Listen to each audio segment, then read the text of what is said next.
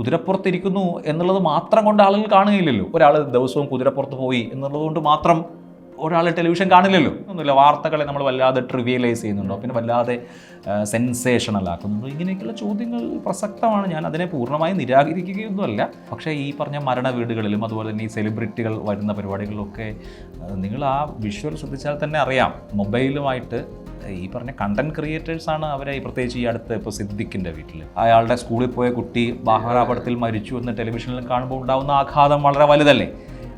അപ്പോൾ കുറച്ചൊക്കെ മാറുന്നുണ്ട്, ഭാഷയിലൊക്കെ മാറ്റം വരുന്നുണ്ട്. പക്ഷേ ഇനിയും മാറണം. ഈ പ്രൈവസിയുടെ കാര്യം ഇവിടെ സൂചിപ്പിച്ച വിമർശനം വളരെ പ്രധാനപ്പെട്ട ഒരു വിമർശനമായിട്ട് തന്നെയാണ് ഞാൻ കാണുന്നത്. മാപ്ര എന്ന പേരിന് എന്താണ് പ്രശ്നം എന്ന് ചോദിച്ചാൽ, പേരിൻ്റെ പ്രശ്നമല്ല, നിങ്ങളത് ഏത് രൂപത്തിൽ ഉപയോഗിക്കുന്നു എന്നുള്ളതാണ് പ്രശ്നം. അപ്പോൾ എനിക്ക് ഒരുപാട് സൈബർ അറ്റാക്കോ അല്ലെങ്കിൽ ചീത്തവിളിയോ ഒക്കെ ഒരുപാട് കിട്ടിയിട്ടുണ്ട്. ഞാൻ അതിനെ മൈൻഡ് ചെയ്യാറില്ല പരമ്പരാഗതമായി തന്നെ. പക്ഷേ ഇത് വേദനിപ്പിച്ച ഒരു സംഭവമാണ്. ചില രാഷ്ട്രീയ പാർട്ടികളൊക്കെ നിങ്ങൾ സവിശേഷമായ അജണ്ടയുടെ, അങ്ങനെയൊന്നുമില്ല. ഇതിൽ വേറെ അജണ്ടയൊന്നുമില്ല, ഒറ്റ അജണ്ടയേ ഉള്ളൂ. അത് ഈ പറഞ്ഞ വ്യൂവർഷിപ്പ് എന്നതാണ്. വ്യൂവർഷിപ്പ് എന്നുള്ള അജണ്ടയുടെ പുറത്താണ് ചില വിഷയങ്ങൾ റിപ്പീറ്റ് ചെയ്യുന്നത്. പക്ഷേ ഈ 24 ചാനലിന്റെ വരവോടെയാണ് വാർത്താ അവതരണത്തിൽ പുതിയ ശൈലി വരുന്നത്. അത് സ്വീകരിക്കപ്പെടുന്നു, മറ്റ് ചാനലുകൾ അത് അനുകരിക്കുന്നു. അല്ല, ഇത് ഒരു ചാനലിനെ അനുകരിക്കുക എന്നുള്ളതല്ല, ഇത് കാലമനുസരിച്ച് മാറും. മാറാത്ത ഒരു കാര്യത്തിനും നിലനിൽക്കാൻ കഴിയില്ല. നമ്മൾ ഈ മാറ്റത്തെ ഉൾക്കൊള്ളുക എന്നുള്ള കാര്യം മാത്രമേ പറ്റുള്ളൂ. മാറാതെ നിൽക്കുക എന്ന് പറയുന്നത് സ്വീകാര്യമായ ഒരു സംഭവമേ അല്ല. ഇപ്പോൾ നോക്കുമ്പം ഞാൻ ടെലിവിഷൻ കണ്ടു തുടങ്ങുന്ന കാലത്ത് പഴയ ദൂരദർശൻ്റെ 7 മണി വാർത്ത എങ്ങനെയാണ്? പയ്യന്നൂരിൽ 110 kV സബ്സ്റ്റേഷൻ ഉദ്ഘാടനം വൈദ്യുതി മന്ത്രി ശ്രീ പിണറായി വിജയൻ നിർവഹിച്ചു എന്ന ഒറ്റ വാചകത്തിൽ ഒരു വാർത്ത കഴിഞ്ഞു. അതിനുശേഷം പിന്നീട് ഇന്ത്യ വിഷൻ്റെ കാലം വരുമ്പോൾ, അല്ലെങ്കിൽ കേരളത്തിലെ തത്സമയ 24 hour ന്യൂസ് ചാനലുകളുടെ കാലം വരുമ്പോൾ ഉള്ള വാർത്താ അവതരണം മാറിയല്ലോ. അതിൻ്റെയും തുടക്കത്തിലുള്ള പിന്നെ എന്താ പറയുക, വിഷ്വൽസ് ഇപ്പോൾ കണ്ടു കഴിഞ്ഞാൽ നമുക്കിപ്പോൾ അമച്വറിഷായിട്ട് ഫീൽ ചെയ്യും. ഇത് ഓരോ വർഷം കഴിയുന്നതോറും അല്ലെങ്കിൽ ഓരോ കാലഘട്ടം കഴിയുന്നതോറും മാറി മാറി വരുന്നതാണ്. അപ്പോൾ അതനുസരിച്ച് ഇപ്പോൾ അതിനുശേഷം ഡിജിറ്റൽ വിപ്ലവം നടന്നു, സോഷ്യൽ മീഡിയ അല്ലെങ്കിൽ തോതിൽ പ്രാധാന്യം അർഹിക്കുന്ന ഒന്നായി മാറി. അതിനനുസരിച്ചൊക്കെ ടെലിവിഷൻ്റെ കണ്ടൻറ്റും ട്രീറ്റ്മെൻറ്റും മാറിക്കൊണ്ടേയിരിക്കും. അത് ഇപ്പോൾ ഒരു ചാനൽ വന്നതുകൊണ്ട് അതിനെ മറ്റ് ചാനലുകൾ എന്താ പറയുക, അതിനെ ഇമിറ്റേറ്റ് ചെയ്യുന്നു എന്നുള്ള നിലയിൽ കാണേണ്ട കാര്യമൊന്നുമില്ല. ഇനിയും മാറും, ഇനിയുള്ള മാറിക്കൊണ്ടേയിരിക്കും. അത് മാറിക്കൊണ്ടേയിരിക്കേണ്ട ഒരു കാര്യമാണ്. ഈ വാർത്താവതരണത്തിലെ മാറ്റത്തെക്കുറിച്ച് പറയുമ്പോൾ ഇപ്പോൾ CPM സംസ്ഥാന സെക്രട്ടറി അംഗമായ M സ്വരാജ് നമ്മുടെ മനീഷ് നാരായണൻ കൊടുത്ത അഭിമുഖത്തിൽ പറഞ്ഞത്, ഈ കുതിരപ്പുറത്ത് കയറി വരെ വാർത്തകൾ വായിക്കുന്നു, മിമിക്രി അവതരിപ്പിക്കുന്നു, ഇത് കാണാനാണ് നമ്മൾ TV വെക്കേണ്ടതെന്ന് ചോദിക്കുന്നുണ്ട്. അപ്പോൾ ഈ വാർത്താ അവതരണത്തിൽ വന്നിട്ടുള്ള ഈ പുതിയ എല്ലാ ശൈലിയും കൈയടിക്കേണ്ടതാണോ എന്നുള്ള ചോദ്യം കൂടി ഉണ്ടല്ലോ. ഇത് സത്യത്തിൽ ഇത് കൈയടിക്കേണ്ടതോ അപലപിക്കേണ്ടതോ എന്ന വിഷയമേ ഇല്ല. നമ്മൾ കാര്യങ്ങളെ അങ്ങനെ ബ്ലാക്ക് ആൻഡ് വൈറ്റ് ആയിട്ട് കാണേണ്ട ഒരു വിഷയമുണ്ടെന്ന് എനിക്ക് തോന്നുന്നില്ല. ഒന്ന്, വാർത്ത അറിയാനുള്ള പ്രൈമറി സോഴ്സ് അല്ല ഇപ്പോൾ ടെലിവിഷൻ. ഇപ്പോൾ വാർത്ത അറിയാൻ ഒരുപാട് മാർഗങ്ങളുണ്ട്. വാർത്ത അതിൻ്റെ ഇൻഡെപ്തായി അറിയണമെങ്കിൽ എന്ത് ചെയ്യണം എന്ന് വാർത്ത കൺസ്യൂം ചെയ്യുന്ന ആളുകൾക്ക് അറിയുകയും ചെയ്യാം. അപ്പോൾ ഫോർമാറ്റുകൾക്ക് മാറ്റം വന്നിട്ടുണ്ട്, ഓരോ മീഡിയ സംവിധാനങ്ങൾക്കും മാറ്റം വന്നിട്ടുണ്ട്. അതനുസരിച്ച് ഇപ്പോൾ കുതിരപ്പുറത്ത് കയറുമ്പോൾ കുതിരപ്പുറത്ത് കയറുന്നതിൻ്റെതായ ഒരു കൗതുകം കാണുന്ന ആളുകൾക്കുണ്ട്. പക്ഷേ കുതിരപ്പുറത്തിരിക്കുന്നു എന്നുള്ളത് മാത്രം കൊണ്ട് ആളുകൾ കാണുകയില്ലല്ലോ. ഒരാൾ ദിവസവും കുതിരപ്പുറത്ത് പോയി എന്നുള്ളത് കൊണ്ട് മാത്രം ഒരാൾ ടെലിവിഷൻ കാണില്ലല്ലോ. ചിലപ്പോൾ പക്ഷേ കുതിരപ്പുറത്ത് കയറിയും ചോദിക്കേണ്ടി വരും.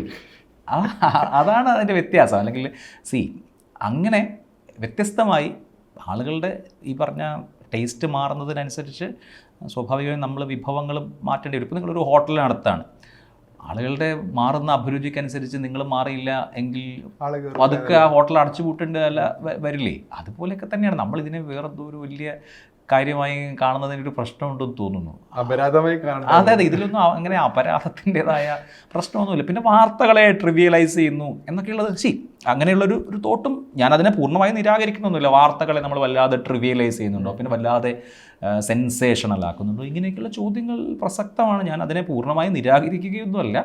പക്ഷേ ശരി, ഇപ്പോൾ നമ്മൾ ഈ മുഖ്യധാര ടെലിവിഷനെ അങ്ങോട്ട് മാറ്റി നിർത്തുക, ബാക്കി ആളുകൾ കൺസ്യൂം ചെയ്യുന്ന കണ്ടൻറ് എന്താണ്? കേരളത്തിൽ ഏറ്റവും കൂടുതൽ ഇപ്പോൾ 2008 കുറിച്ച് ചോദിച്ചല്ലോ. 2008 ഞാൻ തിരുവനന്തപുരത്ത് നിന്ന് കൊച്ചിയിലേക്ക് വരാൻ വേണ്ടി ജനശതാബ്ദിയിൽ കയറി കഴിഞ്ഞാൽ ജനശതാബ്ദി കമ്പാർട്ട്മെൻറ്റിലെ ഒരു 50-60% ആളുകളെങ്കിലും പത്രം വായിച്ചുകൊണ്ടിരിക്കുകയായിരിക്കും രാവിലെ. ഇന്ന് ജനശതാബ്ദിയിൽ കയറിയാൽ വന്ദേ ഭാരതിൽ പത്രം ഫ്രീ ആയിട്ട് കൊടുക്കുന്നുണ്ട്, ആളുകൾ അത് മറിച്ച് നോക്കുമായിരിക്കും. അതിനപ്പുറത്ത് എല്ലാ ആളുകളും ഫോൺ എടുത്തിട്ട് നോക്കല്ലേ ചെയ്യാം. ഫോൺ നമ്മുടെ തൊട്ടടുത്തിരിക്കുന്ന ആളുകൾ കാണുന്നത് ഏത് കണ്ടിട്ടാണ് എനിക്കറിയാം.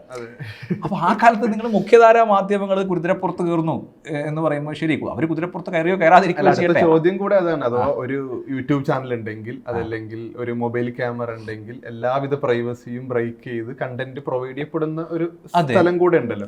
അപ്പോൾ ഇതുകൂടെ മാധ്യമം അല്ലെങ്കിൽ മാധ്യമ പ്രവർത്തകർ അല്ലെങ്കിൽ മാധ്യമ സ്ഥാപനം എന്ന ലേബലിലേക്ക് വരുന്നുണ്ട്. ആ വിമർശനത്തെ കൂടെ അഡ്രസ് ചെയ്യപ്പെടേണ്ടതില്ല. തീർച്ചയായിട്ടും ആളുകളുടെ പ്രൈവസി, ഇപ്പോൾ ജനങ്ങളെല്ലാവരെയും മാധ്യമ പ്രവർത്തകരായിട്ടാണല്ലോ കാണുന്നത്.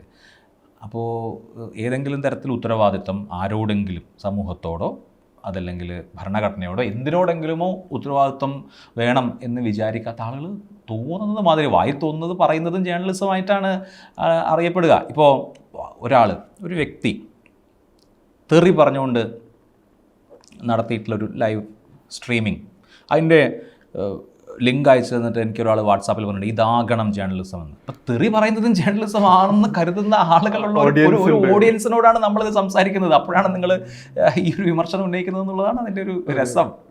ഇതൊക്കെ പറയുമ്പോൾ കൂടെ ആഡ് ചെയ്യാനുള്ള ഒരു കാര്യം എന്നുള്ളത് ഇപ്പോൾ ഈ മരണ വീട്ടിലെ ക്യാമറ, മരണ വീട്ടിലെ പ്രതികരണങ്ങൾ, അതുപോലെ ഇപ്പോൾ ഒരു കുട്ടി മിസ്സാവുന്നു, ആ കുട്ടിയുടെ അമ്മയുടെ മനോഭാവം എന്നുള്ള എല്ലാവർക്കും മനസ്സിലാവുന്ന കാര്യമാണ്. പക്ഷെ ആ അമ്മയുടെ കുട്ടിയെക്കുറിച്ച് ആ സമയത്ത് നമ്മൾ മൈക്ക് കുത്തിക്കയറ്റുക എന്നുള്ളതാണ് ഫേസ്ബുക്ക് പ്രയോഗം ഇപ്പം അതിന്. അപ്പോൾ ബൈറ്റ് വെക്കാൻ വേണ്ടി മൈക്ക് നീട്ടി ചോദിക്കുന്നു. അപ്പോൾ ഈ പറയുന്ന ഒരു സാഹചര്യങ്ങളെ മാധ്യമ പ്രവർത്തകർ പരിഗണിക്കണം എന്നുള്ളൊരു കാര്യം കൂടി വിമർശനത്തിലുണ്ടല്ലോ. ആളുകളുടെ വൈകാരികമായ അവസ്ഥകളെ പരിഗണിക്കണം. അത് അവരുടെ പ്രൈവസിയുടെ ഭാഗമാണല്ലോ. പ്രൈവസി എന്ന് പറയുന്നത് നമ്മുടെ ഫണ്ടമെന്റൽ റൈറ്റാണ്.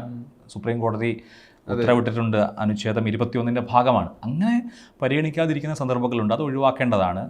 പക്ഷേ ഈ പറഞ്ഞ മരണ വീടുകളിലും അതുപോലെ തന്നെ ഈ സെലിബ്രിറ്റികൾ വരുന്ന പരിപാടികളിലൊക്കെ നിങ്ങൾ ആ വിഷ്വൽ ശ്രദ്ധിച്ചാൽ തന്നെ അറിയാം, മൊബൈലുമായിട്ട് ഈ പറഞ്ഞ കണ്ടന്റ് ക്രിയേറ്റേഴ്സാണ് അവരെ, പ്രത്യേകിച്ച് ഈ അടുത്ത് ഇപ്പോൾ സിദ്ദിഖിൻ്റെ വീട്ടിൽ അതെ, അതൊക്കെ ഈ തരത്തിൽ അതൊന്നും മുഖ്യധാര മാധ്യമങ്ങളല്ല. ഇപ്പം ആര് ചെയ്യുന്നതും മാധ്യമങ്ങളുടെ തലയിൽ വരുന്ന ഒരു പ്രശ്നമുണ്ട്. പ്രത്യേകിച്ച് ഈ സെലിബ്രിറ്റികൾ പങ്കെടുക്കുന്ന ഫിലിം പ്രൊമോഷൻ ആവട്ടെ, അല്ലെങ്കിൽ അവരുടെ സ്വകാര്യ ചടങ്ങുകളാവട്ടെ, അല്ലെങ്കിൽ അവരുടെ വീടുകളിലെ മരണങ്ങളാവട്ടെ, ഇതൊക്കെ വലിയ തോതിൽ സെൻസേഷനലൈസ് ചെയ്യുന്നതും ഒരു തരത്തിലുള്ള പ്രൈവസിയും മാനിക്കാതിരിക്കുന്നതും ഒക്കെ ഈ പുതുനിര കണ്ടന്റ് ക്രിയേറ്റേഴ്സാണ്. അത് ഒരുപാട് പേരുണ്ട്, നമുക്ക് പേരൊന്നും പറയാൻ പറ്റില്ല. പക്ഷെ പറയുമ്പോൾ എല്ലാം മാധ്യമങ്ങളുടെ പേരിൽ വരുന്നതാണ് എന്ന് കരുതി മാധ്യമങ്ങൾ ചെയ്യുന്നതെല്ലാം പരിശുദ്ധമാണ് എന്ന അഭിപ്രായവുമില്ല. ഇപ്പം NT വാസുദേവൻ നായരുടെ മരണം കഴിഞ്ഞ് എന്നെ ഒരു പ്രധാനപ്പെട്ട ആൾ വിളിച്ചു.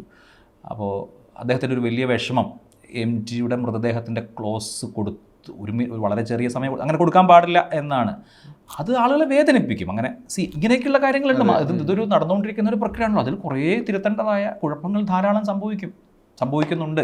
പക്ഷെ അതിലൊരു സ്ഥാപനത്തിന് മാത്രം ഒരു ഞങ്ങൾ ഇനി ഇങ്ങനെ ചെയ്യൂല എന്ന് പറയാൻ പറ്റാത്തൊരു സിറ്റുവേഷൻ കൂടെ ഉണ്ട്. അതും ഏറെക്കുറെ അങ്ങനെ ഉണ്ട് എന്ന് പറയാം. ഒരാൾക്ക് മാത്രമായി മാറി നിൽക്കാൻ കഴിയുന്ന ഒരു സാഹചര്യവുമില്ല. പക്ഷേ ചില കാര്യങ്ങളിലൊക്കെ കുറച്ചുകൂടിയൊക്കെ ഒരു ഈവൻ ഈ കോമ്പറ്റീഷനിലുള്ള സമയത്തും ഒരു മാറ്റമൊക്കെ വന്നിട്ടുണ്ടെന്ന് തോന്നുന്നു. ഇപ്പോൾ പാലക്കാട് അപകടം ഉണ്ടായി. അപ്പോൾ ആ മരിച്ച കുഞ്ഞുങ്ങളുടെ പേര് തുടക്കത്തിൽ തന്നെ ആശുപത്രിയിൽ അന്വേഷിച്ചാൽ അറിയാലോ. പക്ഷേ അവരുടെ മാതാപിതാക്കളൊക്കെ അറിഞ്ഞതിന് ശേഷമാണ് മാധ്യമങ്ങൾ പേര് റിവീൽ ചെയ്തത്. അല്ലെങ്കിൽ ഒരാൾ ടെലിവിഷനിൽ അയാളുടെ സ്കൂളിൽ പോയ കുട്ടി വാഹനാപകടത്തിൽ മരിച്ചു എന്ന് ടെലിവിഷനിൽ കാണുമ്പോൾ ഉണ്ടാകുന്ന ആഘാതം വളരെ വലുതല്ലേ.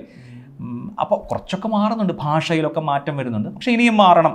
ഈ പ്രൈവസിയുടെ കാര്യം ഇവിടെ സൂചിപ്പിച്ച വിമർശനം വളരെ പ്രധാനപ്പെട്ട ഒരു വിമർശനമായിട്ട് തന്നെയാണ് ഞാൻ കാണുന്നത്. നമ്മൾ കുറച്ചും കൂടി സംസ്കാര സമ്പന്നരാവേണ്ടിയിരിക്കുന്നു എന്നുള്ള. അപ്പോൾ ഇത്തരം വിമർശനങ്ങളിലേക്ക് വരുമ്പോഴാണ് ഇപ്പോൾ മാപ്ര വിളി പ്രയോഗങ്ങളിലേക്ക് എത്തിയപ്പോൾ ഇടത് സൈബർ പ്രൊഫൈലുകളിലാണ് ആ ഒരു പ്രയോഗം കാണപ്പെടുന്നത്. ഇപ്പോൾ CPM സംസ്ഥാന സെക്രട്ടറി തന്നെ കഴിഞ്ഞ ദിവസം പറഞ്ഞത് നിങ്ങളടുത്തും പ്രശ്നങ്ങളുണ്ടല്ലോ എന്നുള്ളതാണ്. അപ്പോൾ ഈ വ്യക്തിവിരോധത്തിലേക്കും അതുപോലെ ഈ പറയുന്ന ഒരു റോസ്റ്റിങ്ങിലേക്കൊക്കെ ഇതിനെ മാറുന്നത് വ്യക്തിപരമായി മാധ്യമ പ്രവർത്തകരെ എങ്ങനെയാണ് ബാധിക്കുന്നത്? അല്ല, ഇത് ഇപ്പോൾ മാധ്യമ വിമർശനം വേണം. മാധ്യമ വിമർശനം ഒരു ജനാധിപത്യ സമൂഹത്തിൽ ഒഴിച്ചുകൂടാൻ കഴിയാത്തൊരു കാര്യമാണ്. മാധ്യമങ്ങളും മാധ്യമ പ്രവർത്തകരും മാധ്യമ പാഠങ്ങളുമൊക്കെ കൃത്യമായും നിശ്ചിതമായും വിമർശിക്കപ്പെടണം, ഓഡിറ്റ് ചെയ്യപ്പെടണം. അക്കാര്യത്തിൽ ഒരു തർക്കവുമില്ല. പക്ഷെ അത് എല്ലാ പരിധിയും കഴിഞ്ഞ് മാധ്യമ പ്രവർത്തകരെ അങ്ങേയറ്റം വ്യക്തിഹത്യ ചെയ്യുന്ന വിധത്തിലേക്ക് നീങ്ങുന്നത് അസഹിഷ്ണുതയുടെ പ്രകടനമാണ്. അത് ജനാധിപത്യപരമല്ല. ഇപ്പം മാപ്രവിളി മാധ്യമ പ്രവർത്തകൻ എന്നുള്ളതിൻ്റെ ചുരുക്കമല്ലേ എന്ന് നിസ്സാരവൽക്കരിക്കാം. ഈ മാപ്രവിളി സോഷ്യൽ മീഡിയയിലാണ് ഉണ്ടായത്. പക്ഷേ ഇപ്പോൾ നോക്കൂ, CPMൻ്റെ സംസ്ഥാന സെക്രട്ടറി, BJPയുടെ സംസ്ഥാന പ്രസിഡന്റ്, കോൺഗ്രസ്സുകാരും എനിക്ക് എൻ്റെ ഓർമ്മയിലില്ല, പൊതുവേദിയിൽ പറഞ്ഞതായി ഏറ്റവും പ്രമുഖരായ നമ്മുടെ സംസ്ഥാനത്തെ ഏറ്റവും പ്രമുഖരായ 2 നേതാക്കളാണ്, രണ്ട് പാർട്ടികളെ നയിക്കുന്ന ആളുകൾ ഈ വാക്ക് ഉപയോഗിക്കുന്നത് നമ്മൾ കണ്ടു. അപ്പോൾ മാധ്യമപ്രവർത്തകരെയും മാധ്യമപ്രവർത്തനത്തെയും ആകെ ഡിസ്ക്രെഡിറ്റ് ചെയ്യുക എന്നുള്ളത് ജനാധിപത്യത്തിന് തന്നെ ഭൂഷണമല്ല. അതൊരു തരത്തിലുള്ള ഏകാധിപത്യ സ്വഭാവത്തിൻ്റെ, ജനാധിപത്യ വിരുദ്ധതയുടെ, അസഹിഷ്ണുതയുടെയൊക്കെ സൂചനയാണ്.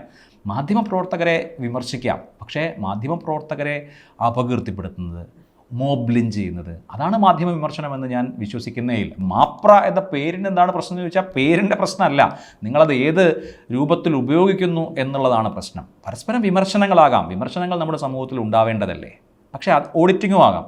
അതിനപ്പുറത്ത് ഇപ്പോൾ ഞാനതിൻ്റെ ഉദാഹരണങ്ങളൊന്നും മനഃപൂർവ്വം പറയാത്തതാണ്.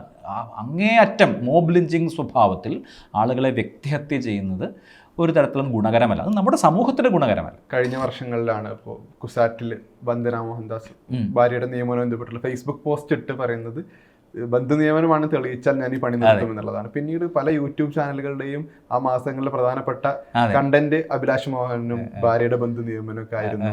അപ്പോൾ ഇത് കുടുംബത്തിലേക്ക് കൂടെ, ഇപ്പോൾ അഭിലാഷ് ഒരു പൊതുയിടത്തിൽ ജോലി ചെയ്യുന്ന ഒരാളാണെന്ന നിലക്ക് ഇത്തരം വിമർശനങ്ങൾ കുടുംബത്തിലേക്ക് കൂടെ എത്തുമ്പോൾ ഇതുണ്ടാക്കുന്ന ഒരു പ്രത്യാഘാതവും വിഷമങ്ങളൊക്കെ. അപ്പോൾ എനിക്ക് ഒരുപാട് സൈബർ അറ്റാക്കോ അല്ലെങ്കിൽ ചീത്തവിളിയോ ഒക്കെ ഒരുപാട് കിട്ടിയിട്ടുണ്ട്. ഞാൻ അതിനെ മൈൻഡ് ചെയ്യാറില്ല പരമ്പരാഗതമായിട്ടാണ്. പക്ഷേ ഇത് വേദനിപ്പിച്ച ഒരു സംഭവമാണ്. അത് സൈബർ അറ്റാക്കിന് മുകളിലുള്ള ഒരു തല ഉണ്ടായിരുന്നു എന്നുള്ളത് കൊണ്ടുകൂടിയാണ്. ഇതിൽ ഞാൻ വളരെ ചുരുക്കി ഇതുമായി ബന്ധപ്പെട്ട കാര്യം പറയാം. വന്ദന ഡെക്കാൻ ക്രോണിക്കിളിലാണ് വർക്ക് ചെയ്തുകൊണ്ടിരുന്നത്. അതിന് മുമ്പ് ഇന്ത്യൻ എക്സ്പ്രസ്സിലായിരുന്നു. അവർ എന്നെക്കാൾ ക്വാളിഫൈഡ് ആയിട്ടുള്ള ഒരു ജേർണലിസ്റ്റാണ്. കോവിഡ് കാലത്തോടനുബന്ധിച്ച് ഡെക്കാൻ ക്രോണിക്കിൾ ഇവിടുത്തെ ഓപ്പറേഷൻസ് അവസാനിപ്പിച്ചു. അപ്പോൾ നമുക്ക് ഇപ്പോൾ ചെന്നൈയിലോ അല്ലെങ്കിൽ വേറൊരു സ്റ്റേഷനിലേക്ക് പോയി ജോലി ചെയ്യാൻ കഴിയുന്ന ഒരു സാഹചര്യം ഉണ്ടായില്ല. അപ്പോഴാണ് മറ്റ് ജോലികൾ നോക്കിക്കൊണ്ടിരുന്നത്. അങ്ങനെ കുറേ ജോലികൾ നോക്കിയതിൻ്റെ കൂട്ടത്തിൽ ഒരു ജോലിയായിരുന്നു ഈ കുസാറ്റിലെ. അത് അപ്പോൾ അവർ അപേക്ഷിച്ചു അതിൻ്റെ നടപടിക്രമങ്ങളിൽ ഇൻ്റർവ്യൂ അത്തരം കാര്യങ്ങളൊക്കെ കഴിഞ്ഞു. സമയമെടുക്കുന്ന കാര്യമാണ്. അതിനുശേഷം വേറൊരു ജോലിയിൽ കണ്ടന്റ് വൈസ് ഒരു ജോലിയിൽ കയറി. ഇതൊക്കെ കഴിഞ്ഞ്, ഇത് കോവിഡ് കാലത്ത് നടക്കുന്ന കാര്യമാണ്. ഇതൊക്കെ കഴിഞ്ഞ് 2 വർഷമെങ്കിലും കഴിഞ്ഞിട്ടാണ് ഞാൻ മാതൃഭൂമിയിൽ ജോയിൻ ചെയ്യുന്ന സമയത്താണ് ക്യുസാറ്റിൽ നിന്നൊരു ഫോൺ കോൾ വരുന്നത്. അപ്പോൾ എൻ്റെ അടുത്ത് അഭിപ്രായം ചോദിച്ചു. ഞാൻ പറഞ്ഞു ഓക്കെ, നല്ല ഓപ്പർച്യൂണിറ്റിയാണ്. അത് കരാർ നിയമനമാണ് കേട്ടോ. പലരും സർക്കാർ ജോലിയിൽ എന്നൊക്കെയാണ് 1 വർഷത്തേക്കുള്ള കരാർ നിയമനമാണ്. അപ്പോൾ എന്നോട് അഭിപ്രായം ചോദിച്ചപ്പോൾ ഞാൻ ഓക്കെ, നല്ലതാണെങ്കിൽ ജോയിൻ ചെയ്യൂ. ഇതാണ് എനിക്ക് ഇക്കാര്യത്തിലുള്ള ഏക ഇൻവോൾവ്മെൻറ്റ്. അപ്പോൾ ഇതൊക്കെ കഴിഞ്ഞ ശേഷമാണ് ഈ പറയുന്ന വിവാദങ്ങളൊക്കെ ഒരു 3-4-5 മാസം കഴിഞ്ഞ് വരുന്നത്. അത് ഒരു പ്രത്യേക രാഷ്ട്രീയ പാർട്ടിയുമായി ബന്ധപ്പെട്ട മാധ്യമങ്ങളിൽ നിന്നും അവരുടെ സോഷ്യൽ മീഡിയ ടീമിൽ നിന്നുമാണ് ഇത് ആദ്യം വരുന്നത്. പിന്നീട് വ്യാപിച്ചു. ആ പാർട്ടിയുടെ പേര് അഭിലാഷ് ഫേസ്ബുക്ക് പോസ്റ്റിൽ വ്യക്തമായി പറഞ്ഞിട്ടുണ്ടായിരുന്നു. ആ കേന്ദ്ര അതിന് പിന്നീട് പല ടേക്കേഴ്സ് ഉണ്ടായി. അവരാണത് തുടങ്ങി വെച്ചത്. അവരുടെ ഒരു സൈബർ ടീമും മറ്റുമൊക്കെയാണ് തുടങ്ങി വെച്ചത്. അപ്പോൾ അത് കേരളത്തിലൊരു പ്രമുഖരായ മാധ്യമ പ്രവർത്തകൻ ഏറ്റെടുത്തു, ഒരു പ്രധാനപ്പെട്ട ഓൺലൈൻ ചാനലുകൾ ഏറ്റെടുത്തു. ഇതിൻ്റെ വസ്തുത എന്താണെന്ന് വെച്ചാൽ ഇതിന് ഇപ്പോൾ ഈ വിവാദങ്ങളൊക്കെ വന്നു. അപ്പോൾ ആദ്യം ഈ പറഞ്ഞ വൈൽഡായിട്ടുള്ള അക്യൂസേഷൻസ് ആയിരുന്നു. അപ്പോൾ ഇത് ശരിയാണ് എന്ന മട്ടിൽ ഇപ്പോൾ ഒരു മാധ്യമ പ്രവർത്തകൻ ഒരു ഹർജി ട്വീറ്റ് ചെയ്തു. പിന്നീട് മറുനാടൻ മലയാളി ഈ ഹർജി വെച്ച് വാർത്ത ചെയ്തു. ഇതാണ് തെളിവ്, ഈ ഹർജി എടുത്തിട്ട് ഇതാ തെളിവ്, നിങ്ങൾ മാധ്യമ പ്രവർത്തനം അവസാനിപ്പിക്കൂ എന്ന് പറഞ്ഞിട്ട് ഈ ഹർജി പോസ്റ്റ് ചെയ്തിട്ടാണ് സംഗതി. ഈ ഹർജിയുടെ ഒരു ആധാരം എന്ന് പറയുന്നത് വളരെ മുതിർന്ന, ഞാനും ബഹുമാനിക്കുന്ന മാധ്യമപ്രവർത്തകനായ ഒരു വ്യക്തി. അപ്പോൾ അദ്ദേഹം മുൻപ് ഇതേ പോസ്റ്റിൽ ഇരുന്നിരുന്നു. അപ്പോൾ അദ്ദേഹവും യൂണിവേഴ്സിറ്റി തമ്മിലുള്ളൊരു ഡിസ്പ്യൂട്ടാണ് ഈ ഹർജിക്ക് ആധാരം. അദ്ദേഹം യൂണിവേഴ്സിറ്റിയും തമ്മിലുള്ള കേസാണ്, അല്ലാതെ ഈ വന്ദനയുടെ നിയമനമല്ല അതിൻ്റെ പ്രശ്നം. ആധാരം എന്നുള്ളതില്ലേ? അതെ, പ്രശ്നം അതല്ല ഞാൻ പറയുന്നത്. ഈ പറഞ്ഞ ഈ ഹർജി പൊക്കി കാണിച്ചിട്ട് മാധ്യമപ്രവർത്തകൻ ട്വീറ്റ് ചെയ്യുന്നു ഇതാ തെളിവ് എന്ന് പറയുന്നു. അതിനുശേഷം പിന്നെ മറുനാടൻ മലയാളികൾ നിങ്ങൾ മാധ്യമപ്രവർത്തനം നിർത്തൂ, ഇതാണ് തെളിവ് എന്ന് പറയുന്നു. ഇത് കഴിഞ്ഞ് ഒരാഴ്ച കഴിഞ്ഞ് അന്ന് യൂണിവേഴ്സിറ്റി കാര്യങ്ങൾ നോക്കുന്നത് ജസ്റ്റിസ് ദേവൻ രാമേന്ദ്രനാണ്. ദേവൻ രാമേന്ദ്രനും സർക്കാരും തമ്മിലുള്ള ഇരിപ്പോശം അറിയാലോ. ദേവൻ രാമേന്ദ്രൻ്റെ ബെഞ്ചിലാണ് കേസ് വരുന്നത്. അദ്ദേഹം ഈ കേസ് അതിന് ഒരാഴ്ചയോ 2 ആഴ്ചയോ കഴിഞ്ഞിട്ട് കേസ് ഡിസ്പോസ് ചെയ്തു, കഴിഞ്ഞു. ആ കേസ് അവിടെ അവസാനിച്ചു.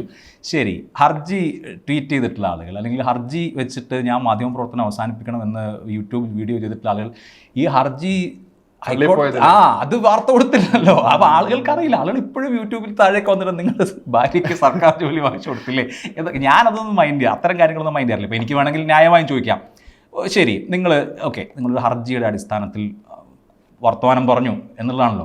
ആ ഹർജി തീർപ്പായി, അത് കഴിഞ്ഞു, നിങ്ങൾ പറഞ്ഞ കാര്യം പിൻവലിക്കുകയോ പോട്ടെ, അതിൻ്റെ ഫർദറായിട്ട് ഇങ്ങനെ സംഭവിച്ചു എന്ന് പറയുമെങ്കിലും ചെയ്യണ്ടേ എന്നുള്ളൊരു ന്യായമായൊരു പ്രശ്നമുണ്ടല്ലോ. അപ്പോൾ എന്നെ സംബന്ധിച്ച് ഞാൻ കണ്ടപ്പോൾ എന്നെക്കുറിച്ച് പല ആളുകൾ പല തരത്തിലുള്ള വിമർശനങ്ങളോ എന്താ പറയുക, പല രാഷ്ട്രീയ നേതാക്കൾ തന്നെ പലത് പറയാറുണ്ടല്ലോ. നമ്മളെന്താ എന്നാൾ അണ്ടിപ്പരിപ്പും മറ്റേ എന്താ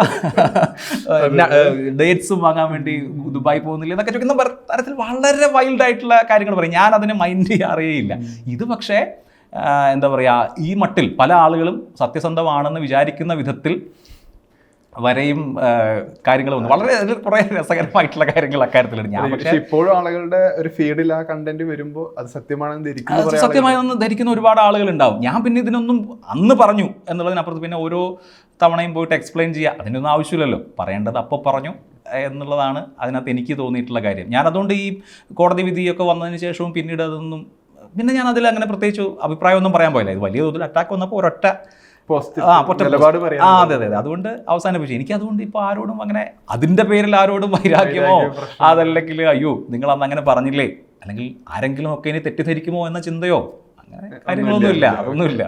2008 മുതലാണല്ലേ ഈ ചാനൽ ചർച്ചകളുടെ ഭാഗമെന്ന് ജോയിൻ ചെയ്ത് 3-ാമത്തെ ആഴ്ച മുതൽ തന്നെ ഈ ലൈവ് ടെലികാസ്റ്റിംഗിലേക്ക് വരുന്നു. പിന്നീട് പ്രൈം ടൈം ഡിബേറ്റുകളുടെ ഭാഗമാകുന്നു. അപ്പോൾ ഒരു വലിയൊരു കാലയളവ് ചാനൽ ചർച്ചകളുടെ ഭാഗം എന്നൊരാളെന്ന നിലക്ക് ഈ ചർച്ചകളിൽ വന്ന മാറ്റങ്ങൾ, നേരത്തെ വാർത്തകളുടെ മാറ്റങ്ങൾ സംസാരിച്ചു, ഈ ചർച്ചകളിൽ വന്ന മാറ്റങ്ങളെ കുറിച്ച് സംസാരിക്കുകയാണെങ്കിൽ മുമ്പ് ഇപ്പോൾ ഞാൻ ചാനൽ ചർച്ച തുടങ്ങുന്ന കാലത്ത് വരുന്ന ആളുകളും പ്രേക്ഷകരും ഒക്കെ ചർച്ചയെ ഒരു മണിക്കൂറുള്ള ഒരു പ്രൊഡക്റ്റായിട്ടാണ് കണ്ടുകൊണ്ടിരുന്നത്. അപ്പോൾ അതിൽ അവരുടെ വാദങ്ങൾ സമർത്ഥിക്കുക, എല്ലാ ആളുകൾക്കും സമയം ഉറപ്പാക്കുക. ചർച്ചകൾ അപ്പോഴും ഹീറ്റഡായിട്ടുള്ള ഡിബേറ്റൊക്കെ നടന്നിട്ടുണ്ട്. എന്നാൽ പോലും ആ ചർച്ചയുടെ സ്വഭാവം എന്ന് പറയുന്നത് 1 മണിക്കൂർ നീണ്ട സംവാദം എന്നുള്ളതായിരുന്നു. അത് പിന്നീട് ഇപ്പോൾ 2016 ജിയോ വരുന്നത്, നമുക്ക് എന്താ പറയുക ഡേറ്റ വളരെ ചീപ്പാവുന്നത്. അപ്പോൾ ആ കാലഘട്ടത്തിൽ അല്ലെങ്കിൽ ഏതാണ്ട് ആ കാലഘട്ടത്തോടനുബന്ധിച്ച് വന്ന മാറ്റം എന്ന് പറയുന്നത് ചാനൽ ചർച്ചയിൽ വരുന്ന ഈ സ്പോക്സ് പേഴ്സൺസിനും ഇങ്ങനെ തലമുറ മാറ്റം സംഭവിച്ചുകൊണ്ടിരിക്കുമല്ലോ. അപ്പോൾ ആ പറഞ്ഞ ഡിജിറ്റൽ റവല്യൂഷൻ്റെ കാലത്ത് സംഭവിക്കുന്നത് എന്താണെന്ന് വെച്ച് കഴിഞ്ഞാൽ കൂടുതൽ തഗ്ഗടിക്കുക എന്നുള്ള നിലയിലേക്ക് പാനലിസ്റ്റുകൾ മാറി, ഒരു പരിധിവരെ ആങ്കർമാർ. അപ്പോൾ ചില പാനലിസ്റ്റുകളൊക്കെ പ്രത്യേകിച്ച് അപ്പോൾ ഇവർക്കൊക്കെ സൈബർ മീഡിയ സോഷ്യൽ മീഡിയ അണികളുണ്ട്. അവർക്ക് പ്രചരിപ്പിക്കാനുള്ള ഒരു 30 സെക്കൻഡ് 1 മിനിറ്റ് ക്ലിപ്പ് എൻഷുർ ചെയ്യുക എന്ന ഒരു നിലയിലേക്ക് പാനലിസ്റ്റുകൾ ഒരർത്ഥത്തിൽ അങ്ങനെ ഈ തഗ്ഗടിക്കുക, പഞ്ച് ഡയലോഗ് പറയുക എന്ന ഒരു ഫോർമാറ്റിലേക്ക് മാറിയതിൻ്റെ ഒരു മാറ്റം അതിനകത്തുണ്ട്. ഇതൊക്കെ ഞാൻ പറഞ്ഞില്ലേ, ഒന്നും മാറ്റമില്ലാതെ നിലനിൽക്കുന്നില്ലല്ലോ. ചാനൽ ചർച്ചയിൽ വളരെ ചുരുങ്ങിയ സമയത്തിനുള്ളിൽ ഏറ്റവും ഷാർപ്പായിട്ടുള്ള കാര്യങ്ങൾ പറയാൻ കഴിയുക എന്നുള്ളതാണ് ക്വാളിറ്റി. ഇപ്പോൾ വലിയൊരു നേതാവായിരിക്കും, പക്ഷേ അദ്ദേഹത്തിന് ചിലപ്പോൾ ചാനൽ ചർച്ചയിൽ ശോഭിക്കാൻ കഴിഞ്ഞു എന്ന് വരില്ല. ഒരു ഒറേറ്റർക്ക് എപ്പോഴും ചാനൽ ചർച്ചയിൽ ശോഭിച്ചു എന്ന് വരില്ല. ഇതിൻ്റെയൊക്കെ കാരണം എന്ന് പറഞ്ഞാൽ കുറച്ച് സമയം ഉണ്ടാവില്ല. അതിൻ്റെ ഒരു പ്രത്യുൽപ്പന്ന മതിത്വം വളരെ പ്രധാനപ്പെട്ടതാണ്. ഒരു കാര്യത്തിനോട് ആ മൊമെൻറ്റിൽ റിയാക്ട് ചെയ്യാനുള്ള കഴിവ് ഒരു പ്രധാനപ്പെട്ട ഘടകമാണ്. അത് ഏറ്റവും ഷാർപ്പായും ക്രിസ്പായും പറയാം. ഇതാണ് ഇതിൻ്റെ ഒരു USP എന്ന് പറയുന്നത്.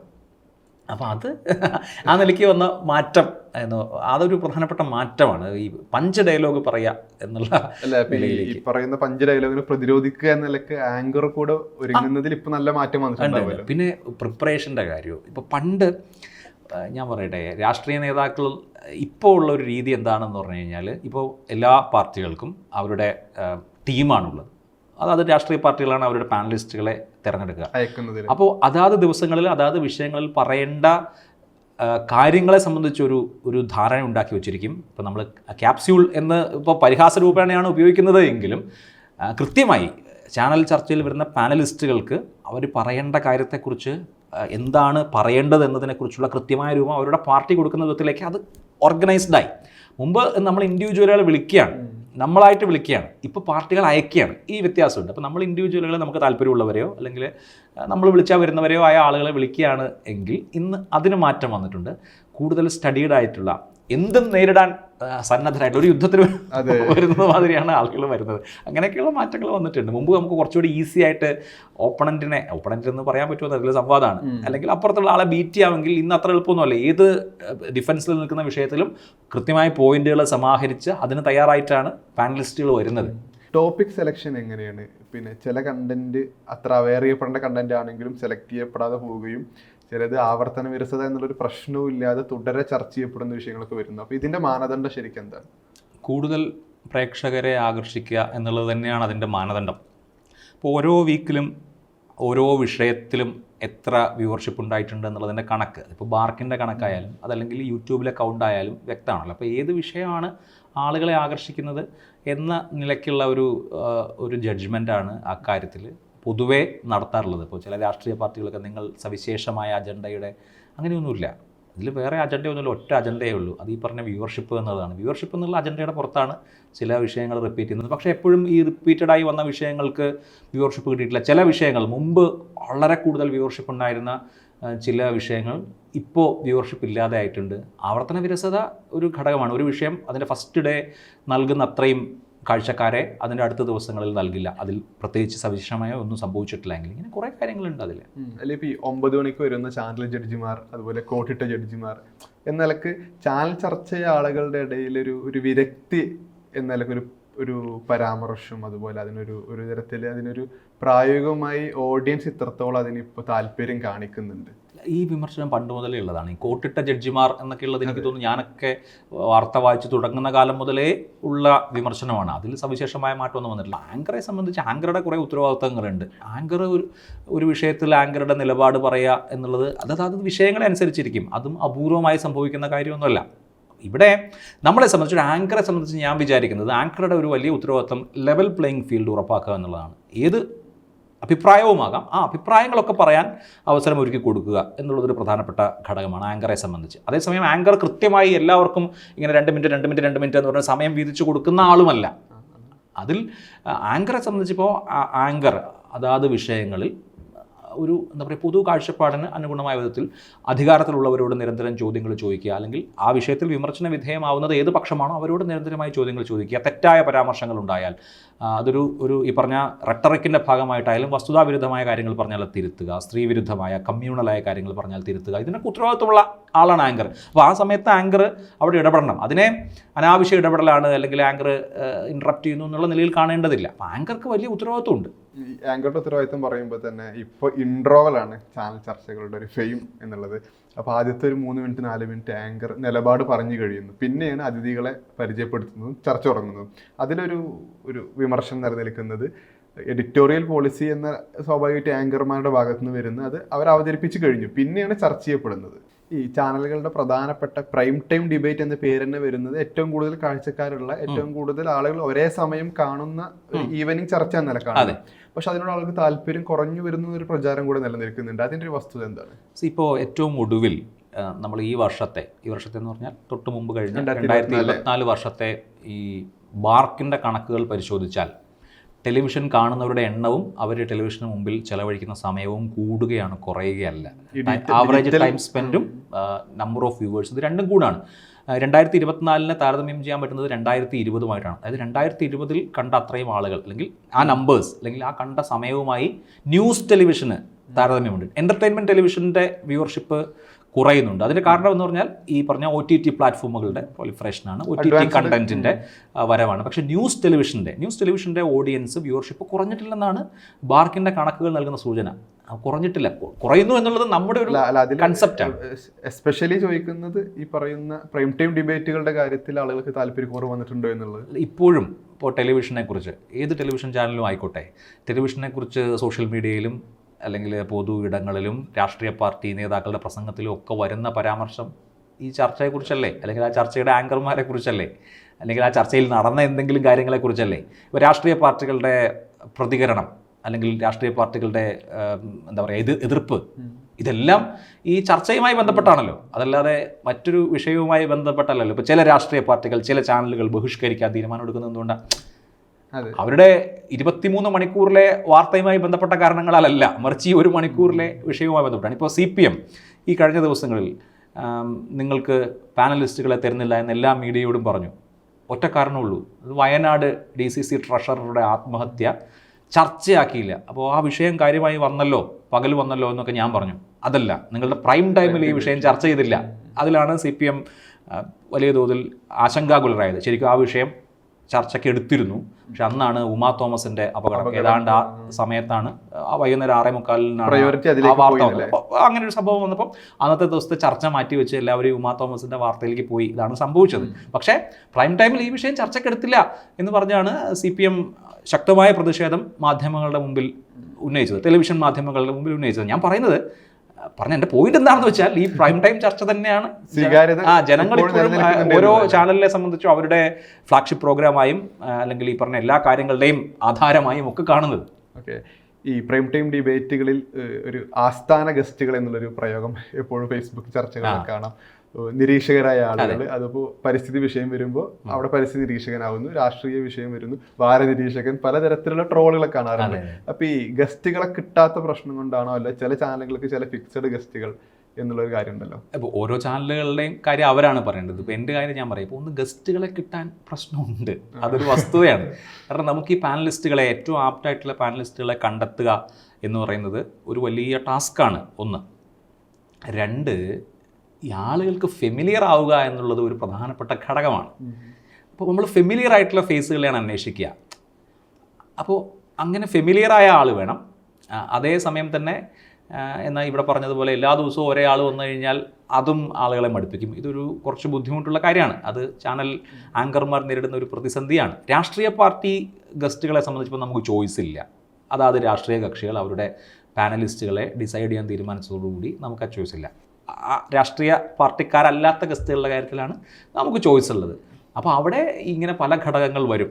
പിന്നെ ഒരു പ്രധാനപ്പെട്ട കാര്യം, ഇപ്പോൾ നമുക്ക് വളരെ നന്നായി എഴുതുന്ന, നമുക്ക് വളരെ താല്പര്യമുള്ള ആളുകളുണ്ടാവും. നന്നായി എഴുതുന്ന, നന്നായി ഒരു വിഷയം അഗാധമായി പഠിച്ചിട്ടുള്ള ആളുകൾ. പക്ഷെ അവർ ഒന്ന് ടെലിവിഷനിൽ സംസാരിക്കാൻ താല്പര്യമില്ലാത്തവരാകാം. കാരണം ടെലിവിഷനിൽ കുറച്ച് സമയം കൊണ്ട് പറയണ്ടേ, ഷാർപ്പായി പറയണ്ടേ. അതിപ്പോൾ എല്ലാവർക്കും പറ്റുന്ന കാര്യമില്ല. നമ്മുടെ തന്നെ പ്രധാനപ്പെട്ട പ്രാസംഗികരായ നേതാക്കളിൽ തന്നെ ടെലിവിഷൻ ചർച്ചയ്ക്ക് വരാൻ കോൺഫിഡൻസ് ഇല്ലാത്ത ആളുകളുണ്ട്. എന്നെ കൊണ്ട് ഇത് പറ്റില്ല എന്ന് വിചാരിക്കുന്ന ആളുകളുണ്ട്. അത് ഇതിൻ്റെ ഒരു ഫോർമാറ്റിൻ്റെ പ്രശ്നമാണ്. അപ്പോൾ താല്പര്യമില്ലാത്തവർ, ആത്മവിശ്വാസമില്ലാത്തവർ, ഈ ടെലിവിഷനിൽ വന്നാൽ ശോഭിക്കാത്തവർ, ഇങ്ങനെ കുറേ അധികം ഘടകങ്ങൾ അതിനകത്തുണ്ട്. അതുകൊണ്ടാണ് ഈ കുറച്ച് പേര് മാത്രമായി പോകുന്നത്. ആവർത്തന വിരസത എന്നുള്ളത് ഘടകമാണ്. പക്ഷെ ഞാൻ എപ്പോഴും ആലോചിക്കാറുണ്ട്, ഇപ്പോൾ നമുക്ക് പുതിയ താരങ്ങളെ, പുതിയ താരോദയങ്ങൾ ഉണ്ടാവേണ്ടതാണ് എന്നുള്ളത്. ഇതിൻ്റെ ഒപ്പം തന്നെ ഇപ്പോൾ പരസ്യമായി രാഷ്ട്രീയം പറയുന്ന, അതിൽ സോഷ്യൽ മീഡിയയിൽ ഉൾപ്പെടെ തല്ലുപിടിക്കുന്ന ആളുകളെ ഈ നിരീക്ഷകൻ എന്നുള്ള ലേബൽ കൊടുത്തിട്ട് ചർച്ചയ്ക്ക് ഇരുത്തുന്നതിനൊരു പ്രശ്നമില്ലേ? ഞാൻ പരമാവധി അങ്ങനെ ചെയ്യാറില്ല. ഇതിൻ്റെ വേറൊരു പ്രശ്നമുള്ളത് എന്താണെന്ന് വെച്ച് കഴിഞ്ഞാൽ, ഇപ്പോൾ ഈ ആളുകൾക്ക്, ഇവിടെ സൂചിപ്പിക്കുന്ന ആളുകൾക്ക് കൃത്യമായ അവരുടെ രാഷ്ട്രീയ പക്ഷപാതിത്വം ഉണ്ടാവും. പക്ഷെ അവരൊരു പാർട്ടിയുടെ ഭാരവാഹിയോ അല്ലെങ്കിൽ അതിലെ മെമ്പറോ ആയിരിക്കില്ല. അപ്പോൾ CPM മെമ്പർ അല്ലാത്ത ഒരാളെ, അതേസമയം CPM അഭിപ്രായം, CPMൻ്റെതായ നിലപാട് പറയുന്ന ഒരാളാണെന്ന് വിചാരിക്കുക. പക്ഷേ അയാളെ CPM എന്ന് എഴുതി കാണിച്ചാൽ അദ്ദേഹവും സമ്മതിക്കില്ല, ആ പാർട്ടിയും സമ്മതിക്കില്ല. ഞങ്ങളുടെ ആളല്ല. ഇപ്പോൾ റെജി ലൂക്കോസ്, അദ്ദേഹം CPM സഹയാത്രികൻ. അപ്പോൾ അദ്ദേഹത്തെ CPM ആയി ആ പാർട്ടി, ഞങ്ങളുടെ ഒഫീഷ്യൽ പ്രതിനിധിയായ പാർട്ടി അംഗീകരിക്കത്തോടത്തോളം കാലം എനിക്ക് അങ്ങനെയല്ലേ എഴുതി കാണിക്കാൻ പറ്റുള്ളൂ, അനുകൂലിന്നോ അല്ലെങ്കിൽ സഹയാത്രികനോ, ഈ ഓരോ ആളെ സംബന്ധിച്ചും. അതിപ്പോൾ നമ്മുടെ അങ്ങനെ ഒരു ബുദ്ധിമുട്ടാണ്, പരിമിതിയാണ്. അല്ലാതെ നമ്മളിപ്പോൾ പ്രത്യേകിച്ച് ആർക്കെങ്കിലും എന്തെങ്കിലും ഒരു സഹായം ചെയ്തു കൊടുക്കുന്നതല്ല. ഈ അഭിലാഷിന്റെ ചർച്ചകൾ എടുത്താൽ ഏറ്റവും കൂടുതൽ തർക്കിച്ചത് RSS പരമായിട്ടാണ്. അപ്പോൾ അത് ഈ പറയുന്ന കുട്ടിക്കാലം മുതലുള്ള ഒരു രാഷ്ട്രീയ ബോധ്യത്തിന്റെ പുറത്താണോ? കൂടുതലായി തർക്കിച്ചത് RSSകാരുമായിട്ടായിരിക്കും. അപ്പോൾ അതിന് പറ്റുന്ന തരത്തിലുള്ള വിഷയങ്ങൾ വരികയും അങ്ങനെ ഒരു തർക്കമുണ്ടാവുകയും ചെയ്തതാണ്. നമ്മൾ കഴിഞ്ഞൊരു 10-15 കൊല്ലത്തെ ഒരു രാഷ്ട്രീയം എടുത്താൽ തന്നെ നമുക്കറിയാമല്ലോ, ഈ ഹിന്ദുത്വ രാഷ്ട്രീയത്തിൻ്റെ വളർച്ചയാണ് ഇന്ത്യയിൽ സംഭവിച്ചിട്ടുള്ള ഏറ്റവും പ്രധാനപ്പെട്ട ഒരു പൊളിറ്റിക്കൽ പ്രോസസ്സ്. ഹിന്ദുത്വ രാഷ്ട്രീയം കഴിഞ്ഞ ഒരു 1.5 പതിറ്റാണ്ടിലാണ് അതിൻ്റെ ഒരു പീക്ക് അല്ലെങ്കിൽ ഈ ഒരു ഘട്ടത്തിലേക്ക് എത്തിയത്. അപ്പോൾ ആ ഘട്ടത്തിൽ തന്നെയാണ് ഞാൻ മാധ്യമപ്രവർത്തനം നടത്തിയിരുന്നത് എന്നുള്ളതാണ്. ഇപ്പോൾ ഞാൻ 90കളുടെ ആദ്യമാണ് മാധ്യമപ്രവർത്തനം നടത്തിയിരുന്നതെങ്കിൽ ഒരു പക്ഷേ ഉദാരവൽക്കരണത്തെക്കുറിച്ചോ അത്തരം വിഷയങ്ങളെക്കുറിച്ചൊക്കെ ആയിരിക്കും കൂടുതൽ ചർച്ച ചെയ്തിട്ടുണ്ടാവുക. ഇത് ഈ കാലഘട്ടം ഹിന്ദുത്വയുടെ കാലഘട്ടമാണ്, അല്ലെങ്കിൽ അതിൻ്റെ ഒരു ഉയർച്ചയുടെ, അത് അപ്രമാദിത്വം നേടിയ കാലഘട്ടമാണ്. അപ്പോൾ അതാത് കാലഘട്ടങ്ങളിലുള്ള വിഷയങ്ങൾ ആണല്ലോ നമ്മൾ കൂടുതലായി സംവദിക്കുക. ഈ രാഷ്ട്രീയ നേതാക്കളുമായി അല്ലെങ്കിൽ ഈ പാനലിസ്റ്റുകളുമായിട്ടൊക്കെ ചർച്ചയ്ക്ക് പുറത്തുള്ള ബന്ധം എങ്ങനെയാണ്? കാര്യമായി ഊഷ്മളമാണ്. പക്ഷേ ചില ആളുകൾ പിണങ്ങിയിട്ടുമുണ്ട്, പിണങ്ങുന്ന ആളുകളുണ്ട്. പേര് പറയാതൊക്കെ പറ്റിയ അതിന് അനുഭവങ്ങളുണ്ട് ഇതിൽ എപ്പിസോഡുകളൊക്കെ അങ്ങനെ? അല്ല, ഇപ്പൊ ഏത് പേരാ? അല്ലെ, ഏത് നേതാക്കളുടെ പാനലിസ്റ്റുകളുടെ ഒക്കെ ഇപ്പൊ ഈ ചർച്ചയ്ക്ക് വന്നതിന്റെ പേരിൽ പിന്നീട് പിണങ്ങി മിണ്ടാതായ ആളുകളോ അതല്ലെങ്കിൽ അങ്ങനെയൊക്കെയുള്ള ആളുകളുണ്ട്. ഇപ്പം ഞാൻ ഈ പാലക്കാട് തെരഞ്ഞെടുപ്പ് നടക്കുന്ന സമയത്ത്, പാലക്കാട് തെരഞ്ഞെടുപ്പിൻ്റെ കൊട്ടിക്കലാശത്തിൻ്റെ സമയത്ത് പാലക്കാടുണ്ട്. അപ്പോൾ ശോഭാ സുരേന്ദ്രൻ അവിടെയുണ്ട്. അപ്പോൾ ഞാൻ ശോഭാ സുരേന്ദ്രനെ അടുത്ത് പോയി സംസാരിച്ചു. അപ്പോൾ ശോഭാ സുരേന്ദ്രൻ മറ്റ് നേതാക്കളുണ്ട്.